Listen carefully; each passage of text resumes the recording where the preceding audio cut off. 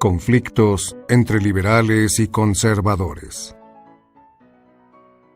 A mediados del siglo XIX, dos fuerzas políticas querían gobernar México.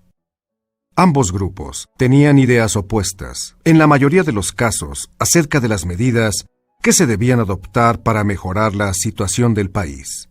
Estos grupos eran el Partido Liberal y el Conservador. Las diferencias entre ambos grupos provocaron que en este periodo se dieran constantes luchas. Esto causó inestabilidad del país y afectó la economía y el desarrollo.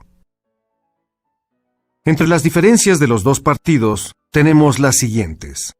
Los liberales querían una república gobernada por un mexicano, mientras que los conservadores pretendían que fuéramos una monarquía, como en Europa, gobernado justamente por un miembro de la realeza europea. En cuanto a la religión, los liberales pretendían que hubiera libertad de culto. Cada quien podría seleccionar la religión que quisiera. Los conservadores pretendían prohibir cualquier religión que no fuera la católica. En este mismo tema, los liberales pretendían forzar a la Iglesia a que vendiera las propiedades que no eran productivas, mientras que los conservadores estaban en contra de esa medida. El otro tema fundamental era la educación.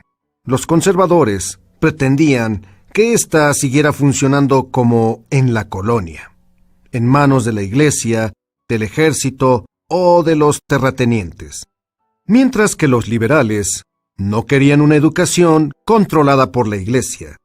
También querían libertad de expresión e instalar el registro civil. La Revolución de Ayutla. En la segunda mitad del siglo XIX, México vivía una situación difícil. Entre los problemas que debía enfrentar estaban que unas cuantas personas controlaban grandes extensiones de tierra y algunos caciques regionales imponían sus intereses sobre el resto de la sociedad.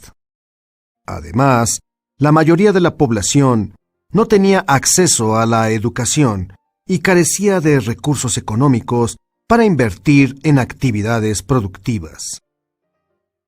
En 1853, después de haber ocupado 10 veces el gobierno, Antonio López de Santana fue convencido por los conservadores de regresar al poder. Durante su mandato, varias de sus órdenes causaron descontento en la sociedad. Por ejemplo, eliminó algunos derechos y libertades individuales. Persiguió a sus opositores y sancionó a quienes lo criticaban, con lo cual limitó la libertad de expresión. Además, clausuró el Congreso, vendió el territorio de la Mesilla a Estados Unidos y se apropió de los bienes y recursos de los estados. Pero la disposición que provocó mayor inconformidad fue el decreto por el cual se autonombró Su Alteza Serenísima y se otorgó poder ilimitado para gobernar el tiempo que creyera necesario. Ante esta situación, algunos integrantes del grupo liberal encabezados por Juan Álvarez, Ignacio Comonfort y Florencio Villarreal se organizaron para quitarle el gobierno del país. Es así como en 1854, en el actual municipio de Ayutla, en la Costa Chica de Guerrero, se proclamó el Plan de Ayutla para derrocar a Santa Anna. En este plan se hacía un llamado a desconocer el gobierno y enfrentarlo por medio de las armas.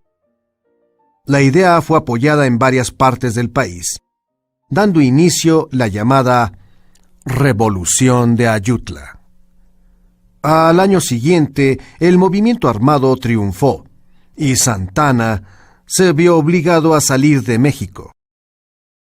De acuerdo con el Plan de Ayutla, Juan Álvarez ocupó la presidencia.